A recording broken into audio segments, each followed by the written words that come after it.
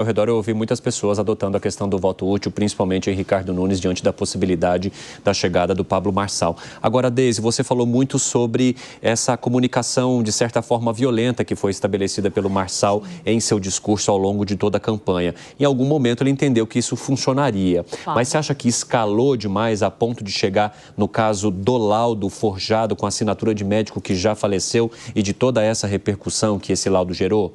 Então, Cine, a gente tem um problema que é o que a gente estava falando aqui. A gente ainda não tem como saber, porque as últimas pesquisas não pegaram o laudo.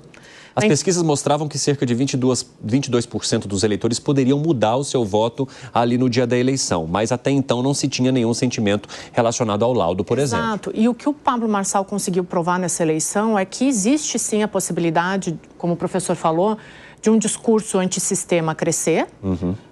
Um discurso violento, que era uma coisa que até então em São Paulo não existia. São Paulo a gente tinha ali o Dória, que era mais midiático, mas a gente não tinha ainda essa espetacularização para o lado da violência. E o Marçal entrou nesse jogo e mostrou que isso é possível em São Paulo.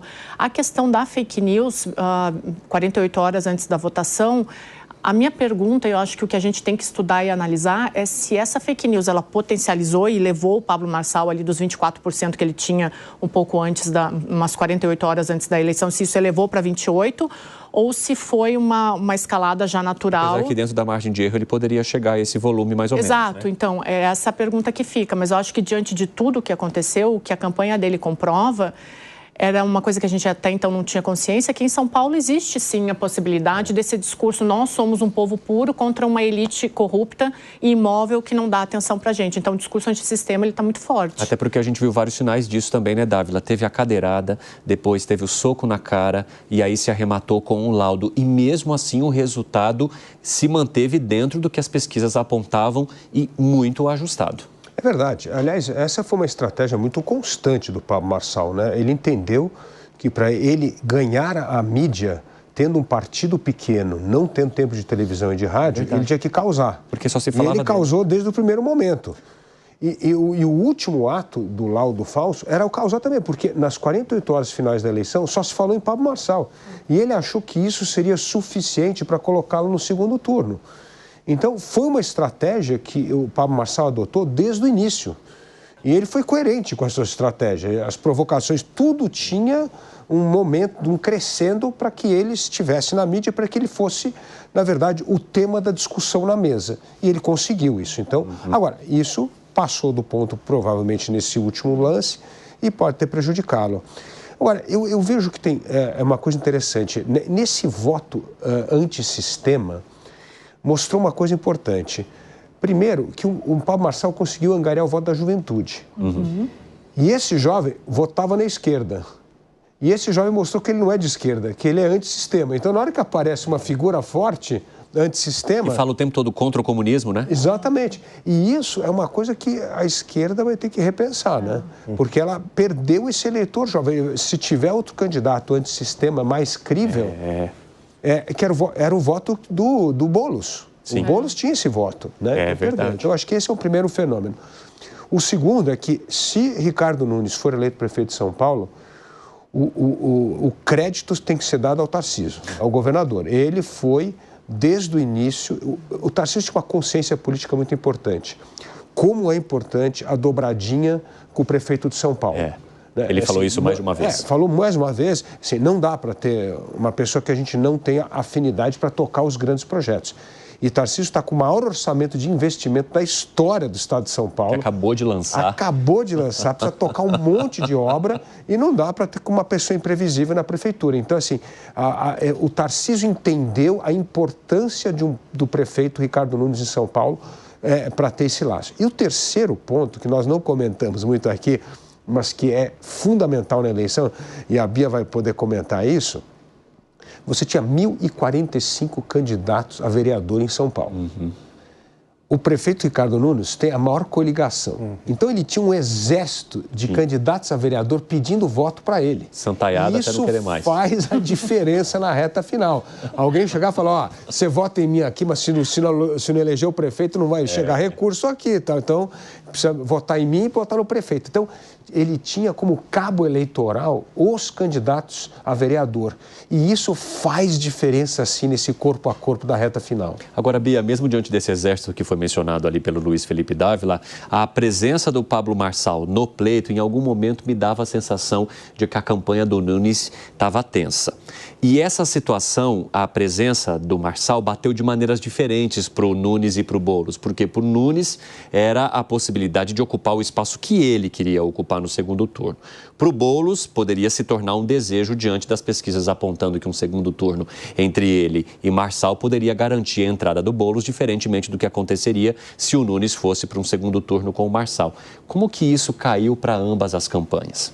Exatamente assim, Evandro. As campanhas reagiram de modos diferentes e trataram as estratégias de modos diferentes. A campanha do Guilherme Boulos, quando começou a perceber essas pesquisas, em que o Boulos tinha vantagem no Pablo Marçal num segundo turno, e ele foi crescendo, o Boulos, nessas pesquisas de intenção de voto nesse cenário, o que eles pensaram? O negócio é atacar o Ricardo Nunes. Tanto que 1 ou 2 dias antes do primeiro turno, agora não vou lembrar se foi na quinta, se foi na sexta-feira, o Boulos convoca ali uma coletiva de imprensa específica cujo tema era denunciar irregularidades na prefeitura, que iam desde estar escondendo banner na UBS, era uma série de irregularidades apontadas, porque já eram pensadas, então, em bombardear o Ricardo Nunes o máximo possível desde os últimos debates até o final, justamente para ele conseguir tirar o Ricardo Nunes desse segundo turno. É muito frustrante chegar no segundo turno para a campanha do Boulos dessa forma, e isso vai mudar toda a estratégia deles a partir de agora, depois a gente pode comentar. Mas para o Ricardo Nunes, a presença do Marçal foi, muitas vezes ali na campanha, clima de enterro mesmo, total, assim, a campanha falando, acabou, dava para ver e sentir isso, e eles conseguiram reverter. Tremeram porque era uma pessoa que pegava exatamente o público. A primeira reação foi demitir toda a equipe das redes sociais do Ricardo Nunes. Eles foram todos demitidos e foram ali, foi uma pessoa entrou no lugar para começar a pensar em corte, para começar a pensar numa outra estratégia. Isso foi dando certo ao longo do tempo. Então essa foi assim a primeira tentativa deles, né, de começarem.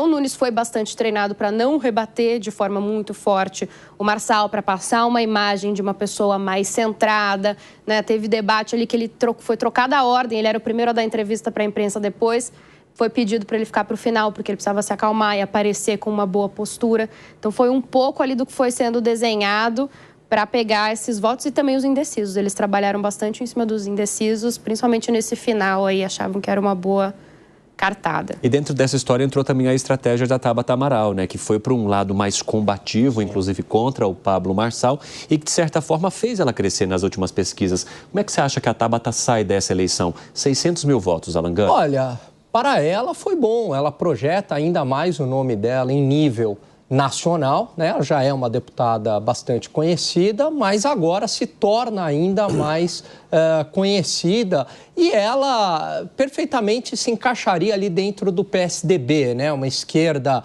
mais moderada. Inclusive é uma grande dúvida para onde vai o voto de Tabata Amaral, né? Não dela, mas dos seus eleitores, porque também a gente pode imaginar que vá para Ricardo Nunes, né? Você tem eleitores de Tabata Amaral que são... se apegaram mais ao projeto exatamente, dela, né? Que seria o antigo eleitor do PSDB, aquela centro-esquerda, e que votaria no Ricardo Nunes, que eu entendo que é um candidato mais ao centro, hoje centro-direita. E é claro que uma parte migra para Guilherme Boulos. Agora, Pablo Marçal, evidentemente que tudo migra para Pablo Marçal, né? E o Pablo Marçal também, ele traz, Evandro, uma fenda ali no bolsonarismo, né? Por quê?